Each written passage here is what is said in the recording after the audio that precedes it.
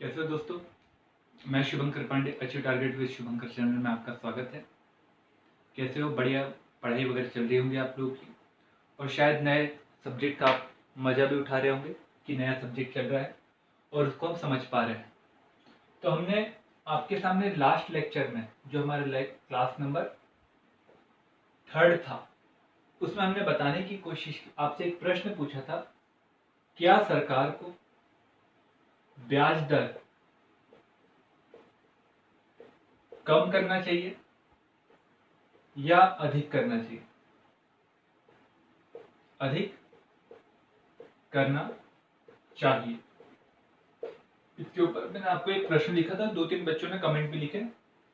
आपको एक और चीज मैं आपको बता दूं, कोई भी प्रश्न का उत्तर गलत नहीं होता है अगर उसमें जो एरर हो, अगर एरर नहीं हो तो क्वेश्चन का आंसर कभी गलत नहीं होता। कंटेंट कम ज्यादा हो सकता है, परंतु अगर आपका फंडामेंटल क्लियर हो और उसको ध्यान में रखकर आप आंसर लिख रहे हो तो आपका उत्तर गलत नहीं होता। बस उसमें आप कभी भी न्यूमेरिकल मिस्टेक मत करिएगा, बाकी सब चीज सही होगी। तो आपको मैंने बताया था कि अगर ब्याज दर अगर थोड़ी सी ज्यादा रखेंगे हम,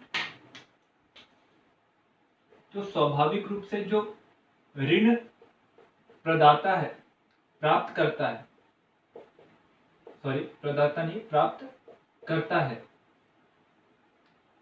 उसे अधिक मात्रा में ऋण तो मिल जाएगा, परंतु ब्याज ज्यादा देना पड़ेगा, तो वो ऋण क्या करेगा?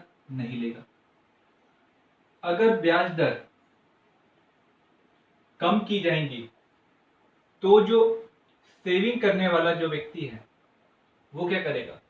कम सेविंग करेगा, क्योंकि उससे क्या मिल रहा है? ब्याज दर कम मिल रहा है। तो सेविंग नहीं होगा तो निवेश हो पाएगा क्या? नहीं हो पाएगा। और ब्याज दर ज्यादा रहेंगी तो स्वाभाविक रूप से कार्य हो पाएगा क्या? अच्छे से नहीं हो पाएगा। तो मतलब इन दोनों के बीच में क्या रखना चाहिए? संतुलन रखना चाहिए। यही बात कहता है आज का इकोनॉमी, कि हमें ब्याज दर को बहुत अधिक गिराने से बचना चाहिए और बहुत अधिक बढ़ाने से बचना चाहिए, क्योंकि इसके कारण आर्थिक असंतुलन की स्थिति आ सकती है। यही लास्ट प्रश्न का हमारे आपके सामने उत्तर था। अब हम आगे देखते हैं हमारे एक नया चैप्टर, वो है बैंकिंग। बैंकिंग लिखिएगा। बैंकिंग पूरे के पूरे इकोनॉमी का एक आधार स्तंभ है। इसी के माध्यम से आपको जनधन योजना जो है उसका उद्देश्य भी क्लियर होते चलेगा, और कई सारी बातें हैं वो आपको क्लियर होते चलेंगे इसी लेक्चर के माध्यम से। तो मैं आपको थोड़ा सा अगर बैकग्राउंड बना दूं, तो हम बैंकिंग का विकास देखेंगे। सबसे पहले आप इसे सिनॉप्सिस बना लीजिएगा। सबसे पहले क्या देखेंगे? विकास देखेंगे। तो बैंकिंग में दो प्रकार के बैंक आपको देखने को मिलेंगे। एक दिखेंगे वाणिज्यिक बैंक, और एक दिखेंगे आपको केंद्रीय बैंक। जैसे केंद्रीय बैंक हमारा कौन सा है? RBI, reserve bank of India. पर वाणिज्य बैंक कई सारे हैं, उसका हम क्लासिफिकेशन आपको बताएंगे। उसी के बाद में जब हम केंद्रीय बैंक पढ़ेंगे आरबीआई, तो केंद्रीय बैंक आरबीआई के सबसे पहले संरचना देखेंगे। संरचना, और उसी के बाद में इसका देखेंगे कार्य। तो ये सिनॉप्सिस बना के रखिएगा। संरचना कैसी होती है? गवर्नर रहता है, कई सारे डिप्टी गवर्नर रहते हैं, और कौन कौन से कार्यों को वो करता है। तो इन बातों को हम देखेंगे, ठीक है। इसी के बाद हम वाणिज्यिक बैंक देखेंगे और उनका वर्गीकरण भी देखेंगे। क्या देखेंगे? वर्गीकरण या क्लासिफिकेशन। क्लासिफिकेशन देखने के बाद में हम इस वाणिज्यिक बैंक का कार्य देखेंगे, और कार्य के साथ में इन वाणिज्यिक बैंकों का विकास कैसे हुआ। पहले विकास देखेंगे, फिर कार्य देखेंगे, और फिर लास्ट में आता है समय समय पर इनके कार्यों में होने वाले बदलाव। आपको लग रहा होगा कि ये भैया सर ने केवल कार्य रखे हैं, कार्य कई सारे हैं, वो एक एक कार्य एक एक शायद लेक्चर ले ले। तो आप ये ध्यान में रखिए कि भैया बैंकिंग लगभग लगभग 6 से 7 लेक्चर क्लास का पोर्शन है, तो इसमें यह ध्यान में रखिएगा। ठीक, इसी के बाद में इसी बैंकिंग से संबंधित फिर हम देखेंगे समितियां। क्या है समितियां? तो यहां पर इन सब बातों को आपको देखना है एक एक करके। तो हम शुरू करते हैं बैंकिंग व्यवस्था का विकास। और बैंकिंग व्यवस्था के विकास को मैं धीरे धीरे बोलते चलूंगा, आप उसको नोट डाउन भी करते चलिएगा। यदि आप लोगों ने ये बात नोट डाउन कर ली है तो मैं आगे बढ़ू। चलिए अब देखते हैं हम आगे। अब हम देखते हैं बैंकिंग व्यवस्था का विकास। बैंकिंग व्यवस्था का विकास, लिखिए आप टॉपिक।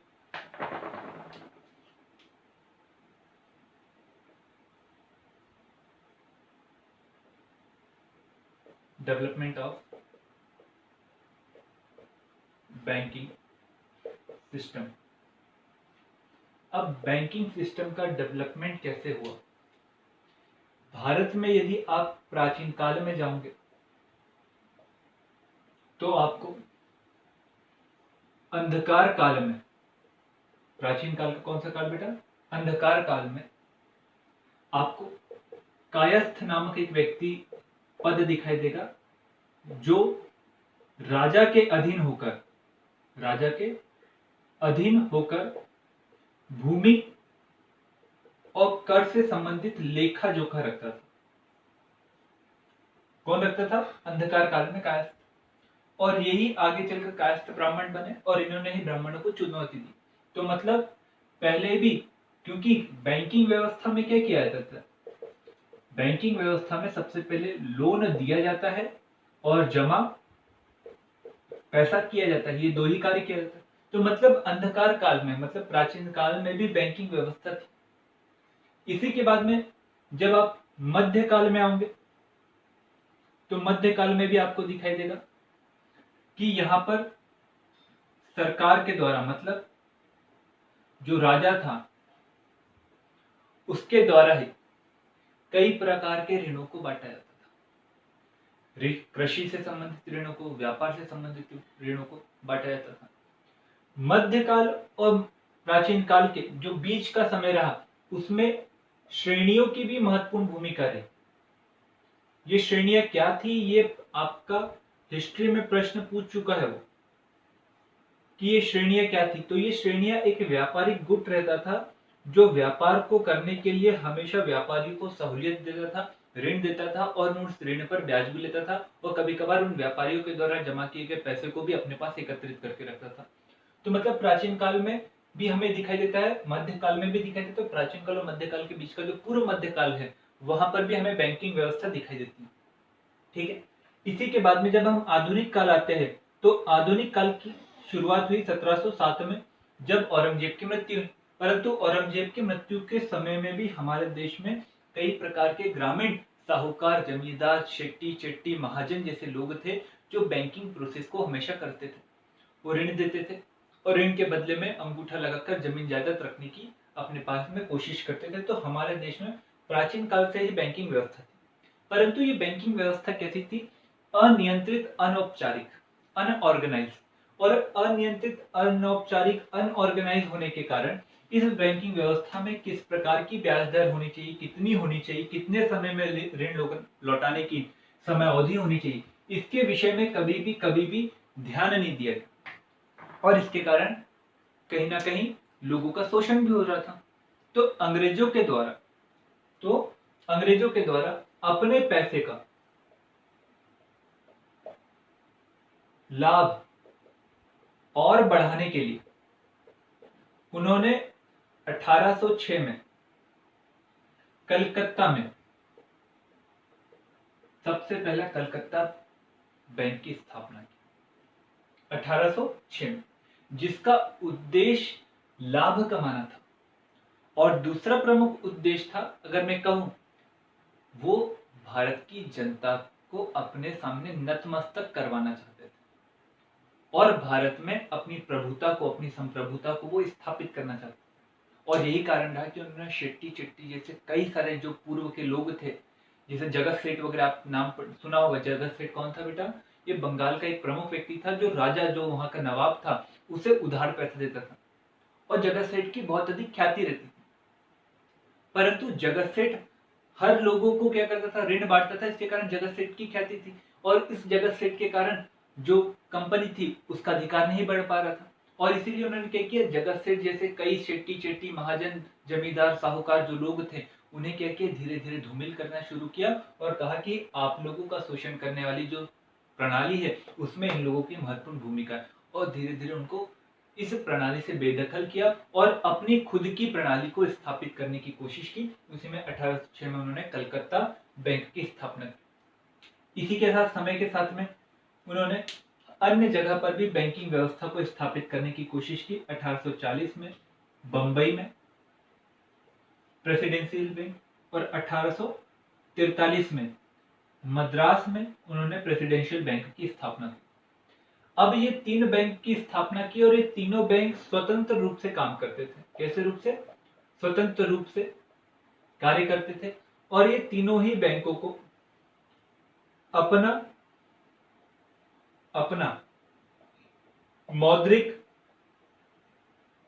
कार्य करने की तो आजादी थी, साथ में मुद्राओं को छापने और ऋण बांटने की भी आजादी थी। ये आजादी होने के कारण ये बैंक अच्छे से कार्य भी कर पा रहे थे। ये जितने भी व्यापारी लोग आते थे उन्हें ऋण देते थे और ऋण देने के साथ में ये सब कार्य हो रहा था। इसमें ये ध्यान में रखिएगा, इसमें निजी व्यक्तियों की भागीदारी थी। कितने व्यक्तियों की? निजी व्यक्तियों की भागीदारी थी और खासकर जो निजी व्यक्तियों की भागीदारी थी उसमें जो लोग थे वो ब्रिटिश लोग थे। कौन से लोग थे? ब्रिटिश लोग थे। अब ये ब्रिटिश लोगों के द्वारा भारत में बैंकों को चलाया जा रहा था, जिसमें से ये तीन बैंक थे।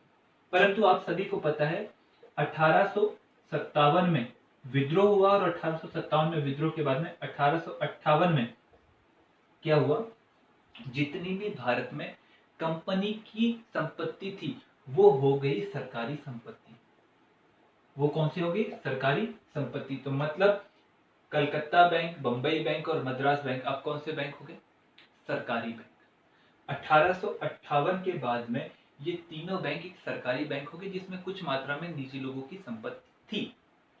ठीक है, यहां तक के समझ में आया? ये ध्यान में रखिएगा, 1858 के बाद में ये बैंक कैसे हो गए? सरकारी बैंक। आपको यहीं से बातें बहुत सारी क्लियर होते चलेंगी। अब इसी के बाद में क्या हुआ आगे, इसी में थोड़ा सा आगे ध्यान में रखिएगा, ये बैंक ऋण भी बांटते थे, नोट भी छापते थे और जमा भी करते थे, जिसके कारण ये तीनों ही काम एक साथ में नहीं कर पा रहे थे। परंतु ये तीनों बैंक जो थे आगे चलकर इन सभी जो प्रेसिडेंसियां थी इन सबको एक बनाया गया, उसे कहा गया ब्रिटिश भारत। क्या कहा गया था? ब्रिटिश भारत। 1857 में, ये भी ध्यान में रखिए। अब ये जो तीनों बैंक ये तीनों ही काम कर रहे थे, अलग अलग कर रहे थे, जिसके कारण जो मुद्रा थी उसकी बनावट में भी अंतर आ रहा था और ऋण बांटने, नोट छापने का कार्य जब एक ही संस्था करेंगे तो स्वाभाविक रूप से मैनेजमेंट अच्छे से नहीं हो पाएगा। परंतु तभी भी 1921 में इन तीनों बैंकों को एक कर लिया गया और इसे कहा गया इंपीरियल बैंक। कौन सा बैंक कहा गया? Imperial bank. इन तीनों बैंकों को मर्ज करके किया और इस समय में भी ये बैंक क्या कर रहे थे? ऋण बांटने का भी काम कर रहे थे, नोट छापने का भी काम कर रहे थे और जमा करने का भी काम कर रहे थे। तीनों ही काम है इन बैंकों के द्वारा किया जा रहा था, जिनकी शाखाएं अब अलग अलग जगह थी, परंतु नाम क्या हो गया था? Imperial bank. पहले कौन सा था? पहले कौन सा नाम था? Presidential bank. अब इसी के बाद में इन बैंकों के कार्य व्यवस्था को अच्छा बनाने के लिए यंग नामक व्यक्ति की अध्यक्षता में 1925 में एक कमेटी को बिठाया गया। ये यंग याद रखिएगा, इसे शाही आयोग भी कहा जाता है। कौन सा आयोग कहा जाता है? शाही आयोग। और ये यंग के मित्र थे अंबेडकर साहब, और अंबेडकर साहब 1924 तक के लंदन में ही रहे और वो वहां पर भारत के रुपए का जो अवमूल्यन हो रहा है, दूसरी मुद्रा की तुलना में भारत की मुद्रा का जो मान गिर रहा है उसके विषय में वो अध्ययन कर रहे थे। साथ में पीपीपी मॉडल के ऊपर भी अध्ययन कर रहे थे लंदन में बैठ के। तो यंग नामक व्यक्ति ने अनुशंसा की और अनुशंसा करने के बाद कहा कि भैया ये जो ऋण बांटने का काम है किसी और को करना चाहिए और नोट छापने का कार्य भी किसी और को करना चाहिए, और ऋण बांटने वाले को हमेशा एक संस्था के द्वारा रेगुलेट करना चाहिए। ये बात बोल दी किसने? यंग आयोग ने, जिसे शाही आयोग के नाम से भी जाना जाता है, जिसकी स्थापना 1925 में की और जिसने रिपोर्ट भेजी 1926 में। सरकार ने इस बात को माना और इसी समय में आपको अगर याद हो तो 1927 भी चल रहा था। 1927 में साइमन कमीशन आ चुका था और साइमन कमीशन ने 1930 में सरकार के सामने रिपोर्ट पेश करी थी, और रिपोर्ट पेश करने के बाद में लंदन में 3 गोलमेज सम्मेलन हुए थे। कितने गोलमेज सम्मेलन हुए थे? 3 गोलमेज सम्मेलन हुए थे, और इसके आधार पर व्हाइट पेपर जारी किया गया था और उसी के आधार पर 1935 का भारत परिषद अधिनियम।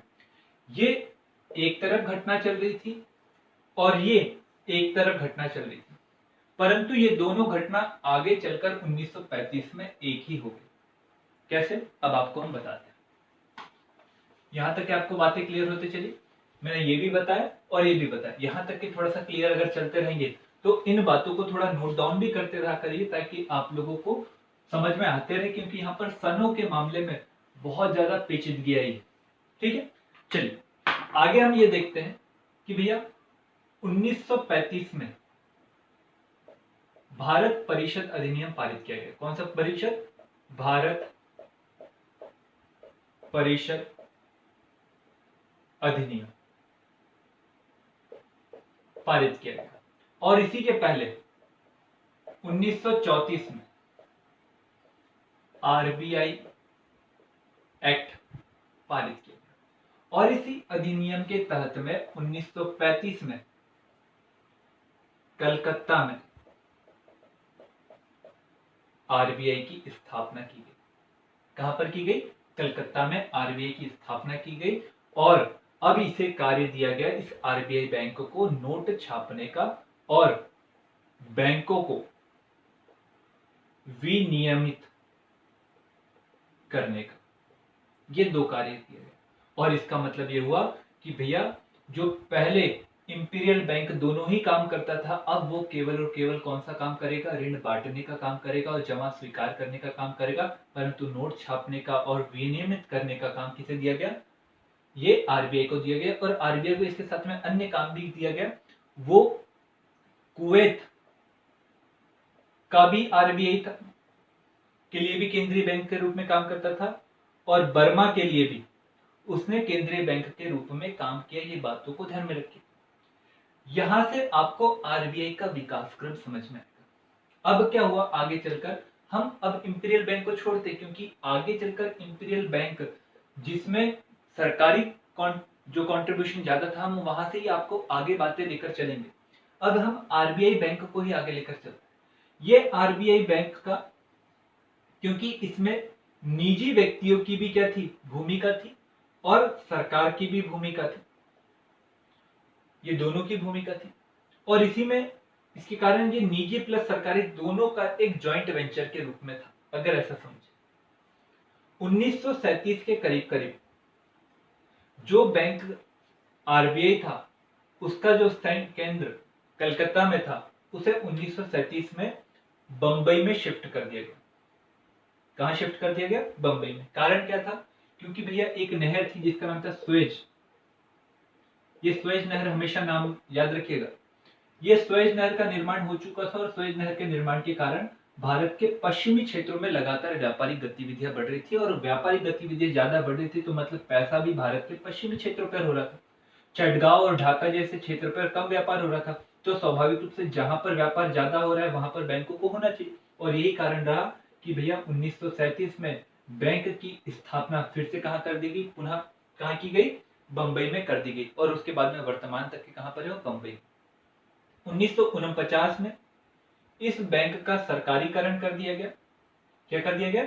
सरकारीकरण कर दिया गया, मतलब राष्ट्रीयकरण कर दिया गया। और राष्ट्रीयकरण करने के बाद में हमें यह दिखाई देने लगा कि 1949 के बाद से 1991 तक के उसने एक अलग भूमिका निभाई, और 1991 से लेकर आपको एक कमेटी भी बताएंगे नरसिम्हन कमेटी। उस नरसिम्हन कमेटी की अनुशंसा के बाद में 1991 से लेकर अब वो लगातार अपने कार्य प्रणाली में तब्दील करते आ रहा है।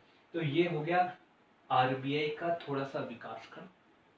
ये आरबीआई का थोड़ा हमने आपको विकास क्रम बताने की कोशिश की, और इसी में आपको हम आगे भी लेकर चलेंगे। नेक्स्ट लेक्चर में आपको बताने की कोशिश करेंगे कि आरबीआई ने कैसे कैसे अपने आप को बदला। तो यहीं पर अगर समय है तो हम थोड़ी सी बातों को देख लेते, समय है तो 1949 के बाद में 1991 तक के कैसे हालात रहे, हम आपको अब भैया बताते चलते हैं आरबीआई के विषय में। किसके विषय में? आरबीआई के विषय में। तो थोड़ा सा इसी के बाद में थोड़ा सा आगे आप देखिए कि कैसे 1949 से लेकर 1991 तक का कैसे हाल रहा। चलिए, अब राष्ट्रीयकरण का मतलब होता है, यहाँ पर एक शब्द आप याद रखिए, राष्ट्रीयकरण, और एक रहता है सरकारी। ये दोनों दिखने में तो एक ही रहते हैं, परंतु बनने की प्रोसेस इन दोनों की अलग रहती है। यहां पर आप थोड़ा सा ध्यान में रखिए। सरकारी का मतलब ये होता है कि कोई भी कंपनी जो बन रही हो प्रारंभ से ही कैसी है? सरकारी ही थी। मतलब उसमें किसी भी व्यक्ति का पहले से या निजी व्यक्ति का कभी भी पहले से हस्तक्षेप या फिर अधिकार नहीं रहा। सरकारी करण में वो कहा जाता है। परंतु अगर राष्ट्रीयकरण या नेशनलाइजेशन अगर हम बात करें तो यहाँ पर हमें थोड़ा सा अलग दिखाई देता है। यहाँ पर दिखाई देता है कि पहले जो कंपनी रहती है, जो कंपनी रहती है वो रहती है निजी, और फिर बाद में सरकार के द्वारा उसका एक एक्ट के माध्यम से उसका कर दिया जाता है नेशनलाइजेशन। जैसे कि अगर मैं कहूं कि जो एयर इंडिया है, उस एयर इंडिया का नेशनलाइजेशन किया गया। यदि मैं आरबीआई की बात करूं तो इसका भी राष्ट्रीयकरण किया गया। यदि मैं आपको इंपीरियल बैंक बोलूं जो 1921 में गठित हुआ और 1934 में उससे आरबीआई बना और 1949 में फिर इसका क्या कर दिया?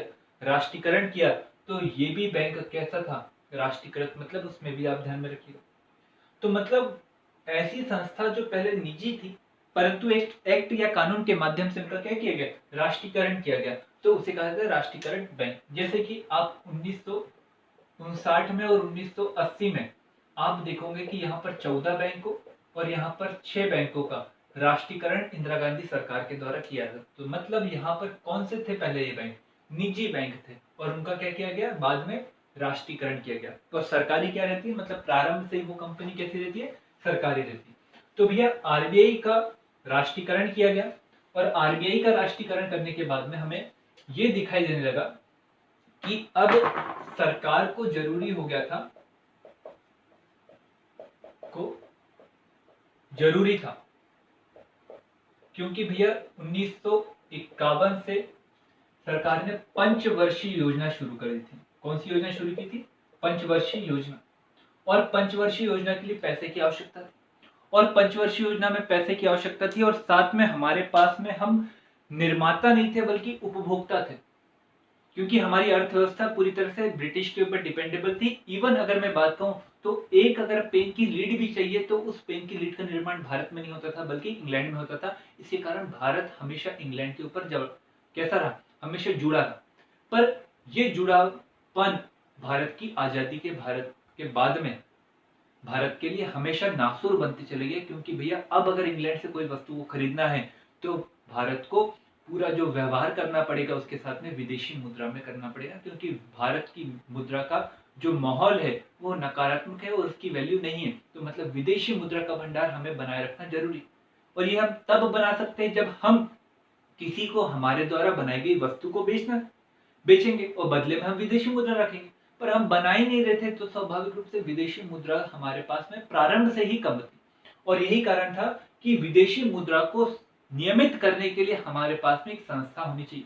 साथ में मुद्राओं को छापने और उस मुद्राओं की कितनी छपाई होना चाहिए इस बात को ध्यान में रखने वाली भी संस्था होनी चाहिए। सरकार के बैंकों को, हम सरकार के जो खाते को उसको हमेशा नियमित रखने वाली, हमेशा सजग रखने वाली वो संस्था चाहिए, और इसलिए आरबीआई ने इसमें महत्वपूर्ण भूमिका निभाई। तो 1991 तक के आरबीआई नियामक के रूप में हमेशा काम करते रहे, हमेशा नियामक के रूप में काम करते रहे। परंतु 1991 के बाद में 1991 के बाद में हमने एलपीजी को अपनाया। 1991 याद रखिएगा, एलपीजी को हमने अपनाया और एलपीजी को अपनाने के बाद में हमने आईएमएफ, विश्व मौद्रिक संगठन, इसकी जब अनुशंसा को माना और साथ में हमने उसी समय में 1990 में एक कमेटी का निर्माण किया था जिसका नाम था नरसिंहमन समिति। ये नरसिंहमन समिति 1990 की भी है और 1998 की भी है। तो नरसिंहमन समिति 1 और नरसिंहमन समिति 2, ये दो समिति याद रखिएगा। इसमें से हमने इस समिति की जो कुछ अनुशंसाएं थी उसमें इसमें कहा था कि आरबीआई को अब नियामक या नियम बनाने वाला नहीं होना चाहिए बल्कि सुविधा प्रदाता होना चाहिए। क्या होना चाहिए? सुविधा प्रदाता होना चाहिए। और उसके बाद में आरबीआई वर्तमान में सुविधा प्रदाता बनते चले आ रहे हैं। परंतु इस समय में भी क्या हुआ था, जो बैंक था वो कैसा था? सरकारी था। कौन सा था? सरकारी बैंक था। और सरकारी बैंक मतलब आप यह ध्यान में रखिए, इसमें आरबीआई जो थी इसको स्वायत्तता मिली थी अपने कामों को वो अच्छे से कर सके, अपने कामों को अच्छे से कर सके। परंतु ये कहा, सरकार को भी ये कहा गया था मॉनेटरी फंड के द्वारा, इंटरनेशनल मॉनेटरी फंड के द्वारा, कि भैया आप अपने उत्तरदायित्वों को कम करो। उत्तरदायित्वों को कम करोगे तो आप बाकी जगह पर ध्यान दे पाओगे जहां पर ध्यान देने की जरूरत है, जैसे शिक्षा, स्वास्थ्य एवं अन्य जगह इंफ्रास्ट्रक्चर, अधोसंरचना के क्षेत्र में। तो सरकार ने इसकी स्थिति को बदलने की कोशिश की और धीरे से इसके कुछ शेयर बांटने की कोशिश भी की। परंतु आगे चलकर 2007 में पूरे के पूरे शेयर को वित्त सरकार के द्वारा, पूरे के पूरे शेयर को वित्त मंत्रालय के द्वारा खरीद लिया गया। और वित्त मंत्रालय के द्वारा जब खरीद लिया गया तो इसकी स्वायत्तता कहीं ना कहीं खतरे में आ गई। पर आप आरबीआई एक्ट 1934 अगर ध्यान दोगे तो उसका आर्टिकल 7 ये कहता है कि भैया जब तक के हो सके आरबीआई अपनी स्थिति को हमेशा ऑटोनॉमी बनाकर रखेगा, परंतु जब सरकार को लगे कि हमें इसके कार्य में हस्तक्षेप करना चाहिए तो वो हस्तक्षेप करेगा। जैसे कि वर्तमान में क्या हुआ, रिजर्व फंड के विषय में सरकार का कहना कुछ था और आरबीआई का कुछ कहना था और इसके कारण दोनों के बीच में मनमुटाव हुआ। और मनमुटाव होने के कारण जो पहले के जो व्यक्ति, जो आरबीआई गवर्नर थे, उन्होंने भी इस्तीफा दिया और जो डिप्टी गवर्नर थे विमल आचार्य, उन्होंने भी क्या दिया? इस्तीफा दिया। तो यहाँ पर कुछ बातों को आपको ध्यान में रखना भी जरूरी है कि जो वर्तमान में आरबीआई है वो टोटली सरकार के अधीन है, मतलब टोटली सरकारी संपत्ति है जो वित्त मंत्रालय के अंतर्गत आती है, जिसकी पूरी संपत्ति खरीद ली थी सरकार के द्वारा। ये बातों को ध्यान में रखेंगे।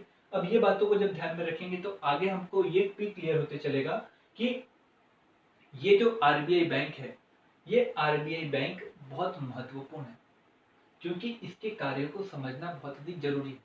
आप आरबीआई बैंकों के कार्यों को अगर समझोगे तो आपको बहुत सारी चीजें समझ में आते चलेंगी। तो यहाँ पर थोड़ी सी बातें ध्यान में रखिएगा। आरबीआई एक सरकारी बैंक है जिसकी अपनी ऑटोनॉमी है, परंतु आर्टिकल 7 जो 1934 का आरबीआई एक्ट है उसके तहत कुछ बातें हैं जो सरकार को इसके कार्य में हस्तक्षेप करने की अनुमति देता है। ये बात अगर आपको पता रहेगी तो आपको मैं कल के दिन पूरे कार्यों को बताने की कोशिश करूंगा और कार्यों के साथ में इंपीरियल बैंक अगर हो सके तो वहां से भी हम शुरू करने की कोशिश करेंगे कि इंपीरियल बैंक का आगे चलकर एसबीआई में कैसे कन्वर्ट हुआ और उसके बाद में आगे हम बहुत सारी बातों आपको बताने की कोशिश करेंगे। यदि आपको वीडियो अच्छा लगा हो तो जरूर से लाइक करिएगा, चैनल को सब्सक्राइब करिएगा और बेल आइकन भी दबाना ना।